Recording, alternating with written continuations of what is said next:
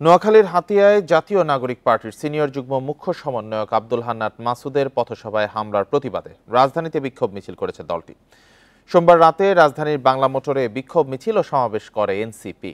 এ সময় হান্নান মাসুদের উপর হামলার জন্য স্থানীয় বিএনপি নেতাদের দোষারোপ করেন এনসিপির নেতারা।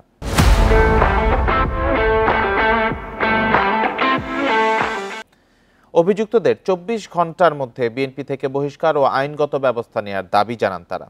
দাবি না মানলে কঠোর কর্মসূচির হুমকি দেন তারা। সোমবার সন্ধ্যায় হাতিয়ার জাহাজমারা বাজারে হান্নান মাসুদের পথসভায় হামলা করা হয়। এতে মাসুদ সহ অন্তত ২৫ জন আহত হয়।